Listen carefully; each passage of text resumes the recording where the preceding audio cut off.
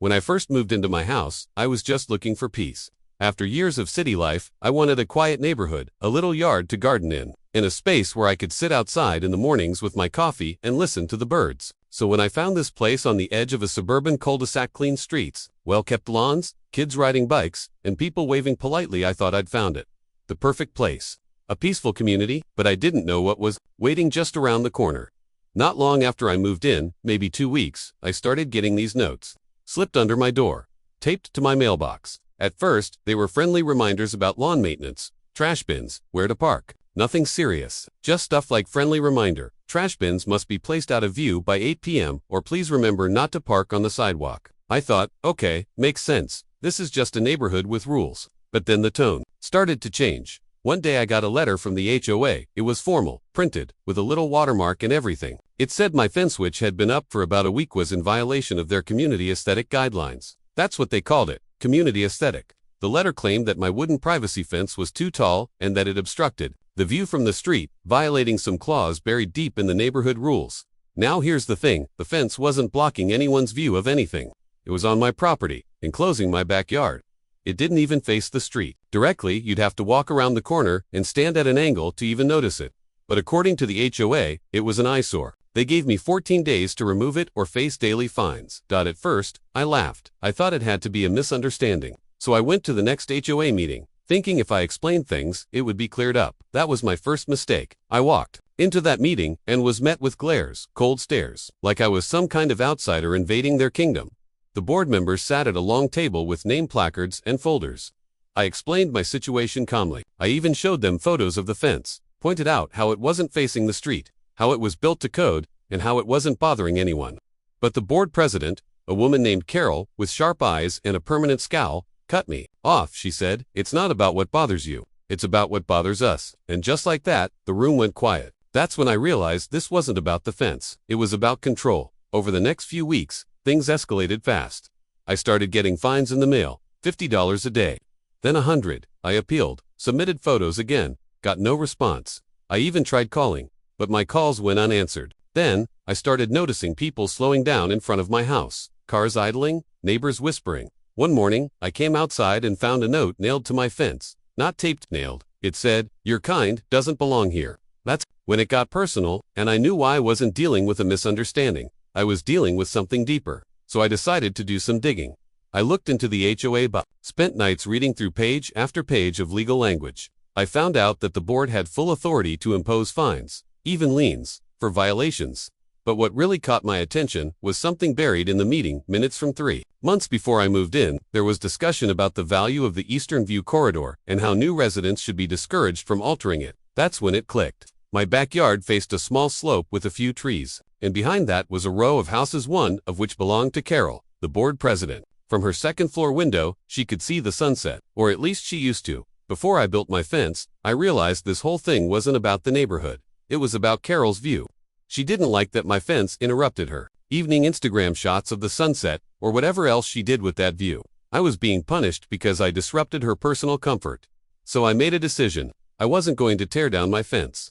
I wasn't going to keep paying their ridiculous fines. I was going to end this game altogether. I hired a local real estate agent and asked them to find out if any houses in the HOA were on the market or might be soon. And as luck would have it, there was one. A small 2-bedroom right next to Carol's. The owner was older, looking to move closer to family out of state, and was tired of the HOA politics himself. So I made an offer, a good one, quick close, all cash. He accepted. The paperwork took a couple of weeks, but soon enough, I owned the house right next to the board president. I didn't move in. I didn't rent it out. I kept it exactly as it was, except for one thing. I built an even taller fence on that property, and this time, I faced it directly toward Carol's house. Not out of spite, but as a very clear message. The next HOA meeting was tense. When I walked in, Carol didn't say a word. She just stared at me. I sat down, waited for my turn, and then said, "I believe I now have standing as a property owner on both ends of this view corridor, and I'd like to propose a motion to eliminate the fence height restriction entirely." There was silence. A few people nodded. Some looked surprised. Carol tried to object, but the board was split. I had votes, I had leverage, and most importantly, I had her attention. After that meeting, the tone of the neighborhood started to shift. People who had never spoken to me before started waving when I walked by. A couple of them even stopped me to say things like, I didn't agree with what they did to you, or about time someone stood up to them. It turns out I wasn't the only one who had been quietly dealing with Carol's reign of control. Several neighbors had been fined over things as petty as the color of their flower pots, the length of their grass, or the style of their porch lights, but they had all gone along with it.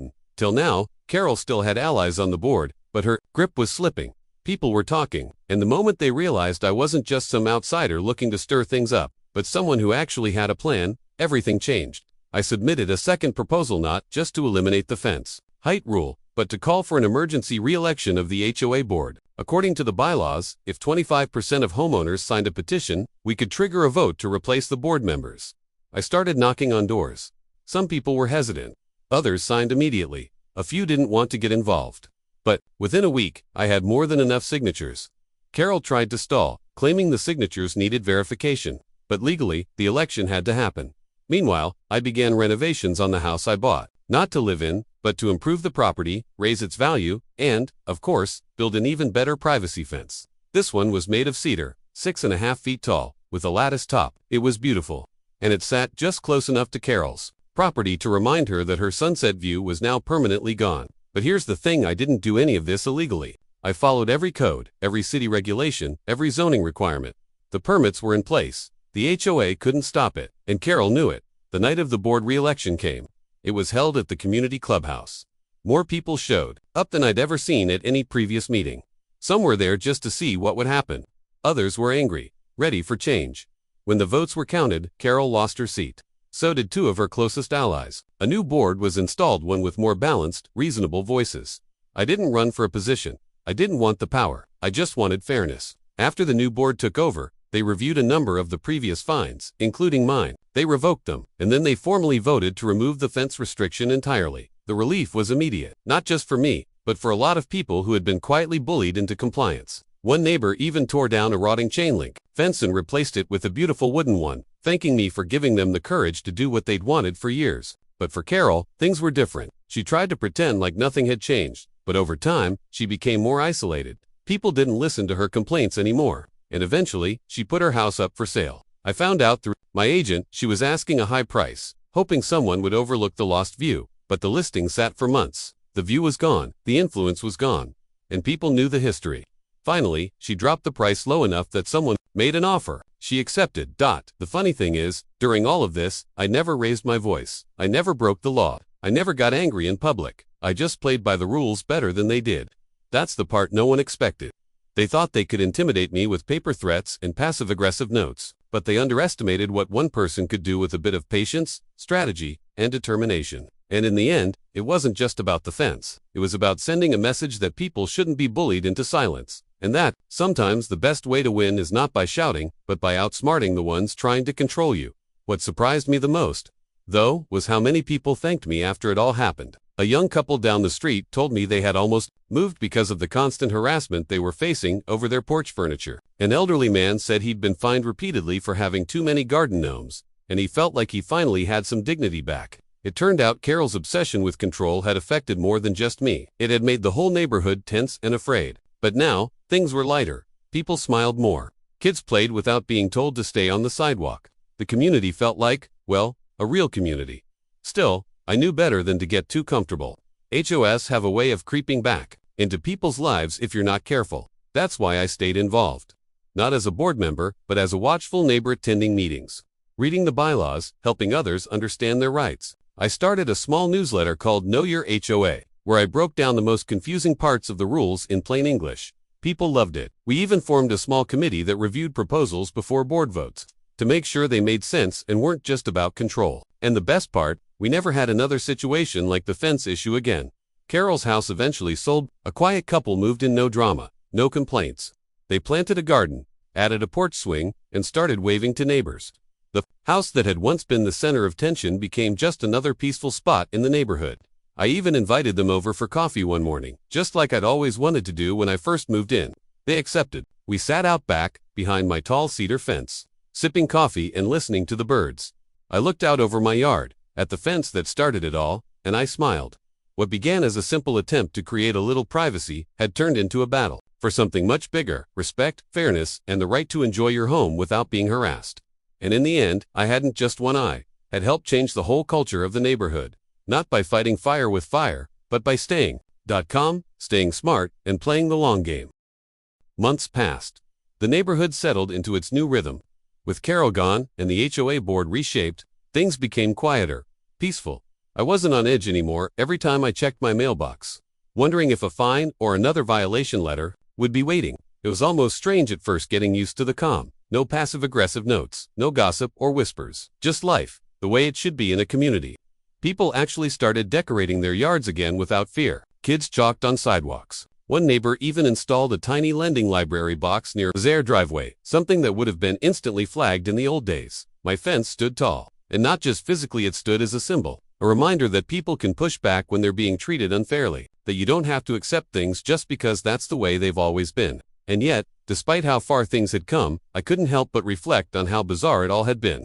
That all of this, an HOA election, a community shift, even buying someone else's house, started over a few wooden planks placed 6 feet apart. Funny thing is, the fence wasn't even the real problem. Not to Carol, it was about control, about power. When I first moved in and she saw I wasn't eager to fall in line, it challenged her. And from that moment, the fence was just the excuse she needed. If it hadn't been the fence, it would have been something else, the color of my door, the style of my outdoor lights, or maybe even where I placed my garbage bins. But what she didn't expect was resistance. Not just from me, but from a neighborhood tired of being pushed around. One evening, while walking my dog, I passed the edge of the street where Carol's house once stood. The new owners had made a few changes, added solar lights, built a small patio, even planted a young maple tree. It was no longer her house. The energy had shifted entirely. I stood there for a moment, taking it in. The memory of what used to be was fading. The battles, the stress, they were now just part of the history that led to better days. And honestly, I felt proud. Not just for what I'd accomplished, but for how it happened. I didn't fight dirty. I didn't break any rules. I played the same game they did, just smarter. What I never told anyone publicly was that when I bought Carol's house, I didn't just do it to win. I did it because I wanted to prove a point. No one is above consequences. When you treat people poorly, when you use authority to control instead of serve, eventually someone will stand up to you. And sometimes, that someone will do more than fight back, they'll change everything. I later found out Carol had moved to a nearby town. Word got around that she joined another HOA. Some people joked she'd probably be running it by now, but I didn't care. She was out of my life, and that was enough. What mattered more was what had happened here. Our community had transformed. We were no longer just a collection of houses, we were neighbors again. People helped each other fix things. They stopped to chat on sidewalks. We even started a monthly community barbecue at the park. Someone joked we should call it Fence Fest, and the name stuck.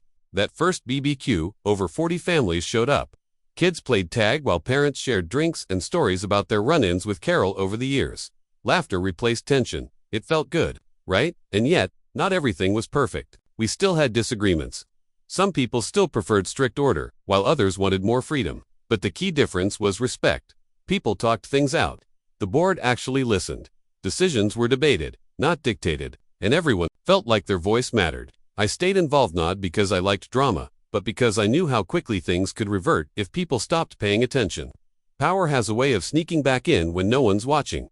Looking back, the story of the fence wasn't really about property lines or sunsets. It was about boundaries, the invisible ones we all live by.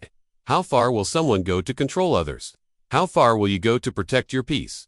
In my case, I went pretty far. Bought a house, triggered an election, built a movement tall from the spark of one unfair violation. But I'd do it all again. Not because I love conflict, but because sometimes you have to become the change you wish someone else would make. I still remember the first time I sat out back, behind my finished fence, no letters in the mailbox, no threats, no battles ahead, just the sound of wind through the trees and the occasional dog barking down the street. I took a deep breath and realized, this is what it was all about. Not winning, not proving someone wrong, but earning the right to enjoy your home, your space, your life on your terms. And in that moment, I wasn't just the guy with the fence. I was the guy who stood up, stayed standing, and gave everyone else permission to do the same. So if you ever find yourself dealing with unfair rules with someone trying to control what's yours, remember this: you don't have to yell. You don't have to fight dirty. You just have to be smarter, stay patient, and know your rights. Because the best revenge isn't loud. It's silent, peaceful. It's walking into your backyard, coffee in hand, looking at your fence, and knowing without a word that you won.